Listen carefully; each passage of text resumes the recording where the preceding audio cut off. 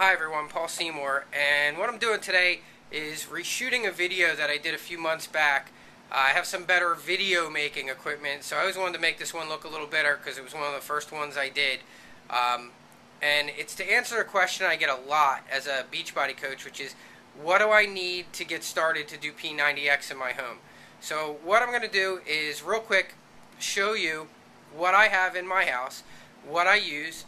I'll point out to you what the basics are you need to get started, and then I'm also going to show you some things that I have because I've been doing P90X for over 2 years, and some things are just nice to have, and if you really get into it like I did and it becomes your primary workout, you may want to add these other things over time just to have a little more robust workout in your home. I'm going to start with the weights. Use the regular old dumbbells. Now you can see I do have these yellow ones, which are like the quick change. They're supposed to be quick change. I'll tell you a little bit about those. My weights go from 40 pounds all the way down to 1, but you definitely don't need that much to get started. I would say on average, most of the people that I know that do P90X need like a 15, a 20, and a 25 pound weight to get started. Now, if you're a really big, strong guy already, yeah, you definitely might need more than 25 pounds. But I don't know too many people doing P90X that are lifting a lot more than 40 pounds when they're doing this workout. Because keep in mind, it's an hour-long workout, and it's brutal. So you don't need a whole heck of a lot of weight when you first start out. Now, I have all the way down to 1 pound, and like I said, up to 40 pounds.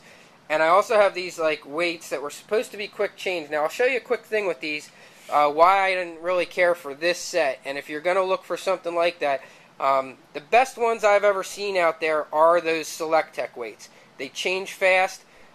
They are really quick to dial in a new weight. And here's my complaint with mine, which I didn't notice when I first got these, but the way mine change, I have this little knob here. And this little teeny tiny hole, I don't know, you probably can't see it on the video, but if you look through that little tiny hole, that's where the number is. And I have to change it on both sides to be able to get this weight to change.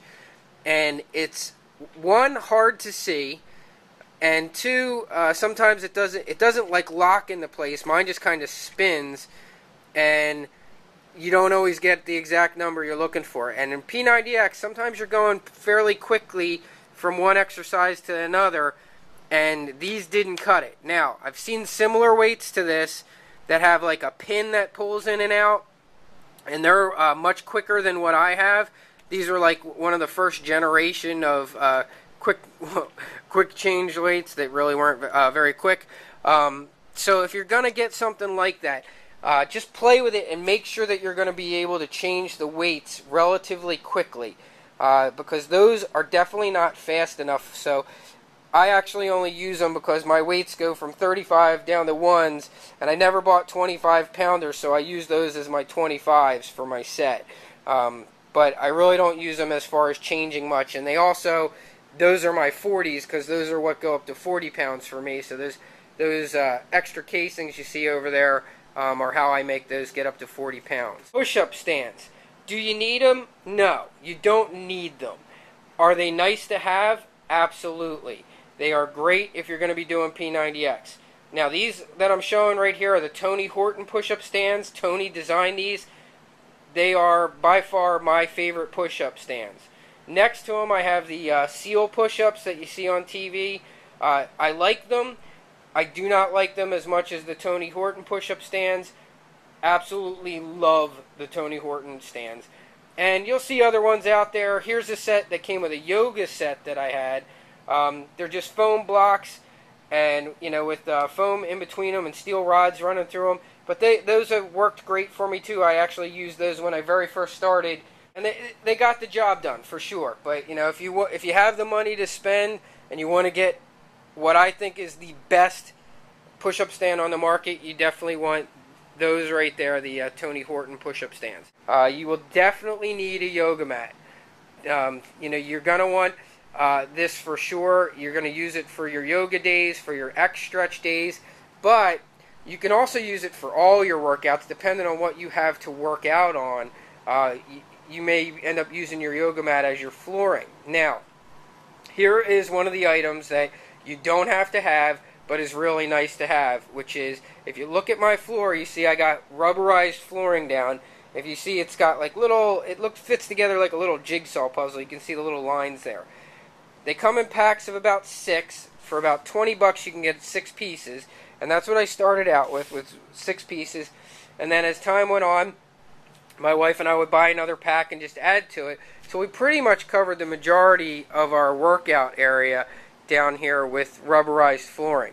So excellent thing to have. Gives you a lot of added cushion for workouts like plyometrics. You can throw your yoga mat down on top of it, and just, it's just great flooring.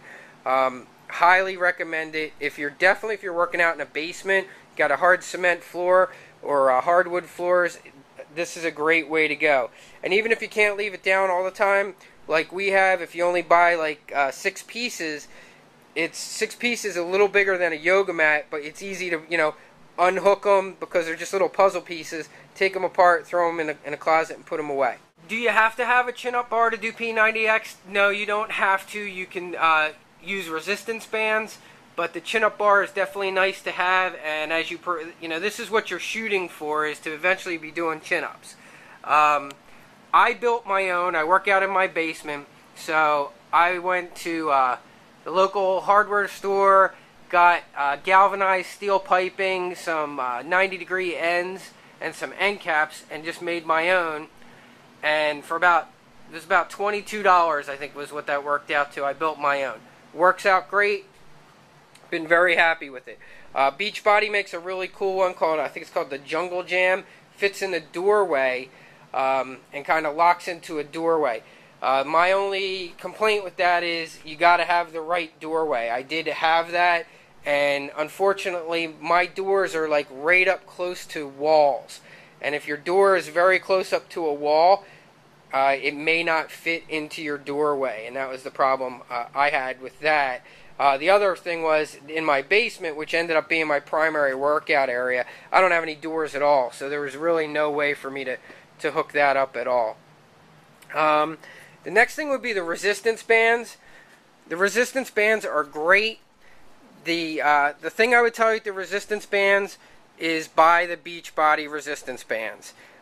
I made the mistake of my first set I bought from the sporting goods store. They came in 3 different colors. They were supposed to be 3 different resistance levels, but to me they felt exactly the same, and I was like, this is ridiculous. I don't feel any difference in using these. Well, when I became a Beachbody coach, and when you become a coach, they give us the opportunity to get what's called a showcase pack, which is a sample of like every Beachbody program, and they give you the resistance bands. When I got my Beachbody bands, I saw why you can get a great workout with bands, and that the mistake I had made was I didn't purchase what were really good bands. The Beachbody band, if you look at this black band and you compare it to this pink band, you'll see it. I'm not sure how great this shows up on video, but I mean, there's a big difference in the diameter of the thickness of the band.